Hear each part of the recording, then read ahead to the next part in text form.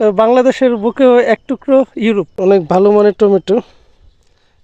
ইউরোপের বিশেষ করে ইংল্যান্ড, জার্মানি, কানাডা এই সমস্ত দেশের জমি জমা দিয়ে যখন আপনি চলাফেরা করবেন, আমরা বিভিন্ন ভিডিও রিভিউতে দেখছি তারা দেখাচ্ছে আপেল গাছ, কমলা গাছ বা মালতা গাছ, এই ধরনের গাছ আর কি ফল থাকে। আমাদের দেশে যখন জমি জমাতে আসবেন আপনিও একটা ফল পাবেন। আমি দেখাচ্ছি ফলটা।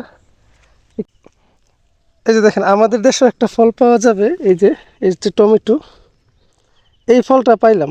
তবে ইউরোপের দেশে এই ফলটা খাইলে হয়তো বা কোনো ঝামেলা ছিল না, বাংলাদেশে মালিকে রাগ করবে। তো আমি ওনার থেকে বলেই কিন্তু ফলটা নিতেছি। দেখেন অনেক ভালো, কিন্তু অনেক সুস্বাদু। দুইটা নিতেছি আমি।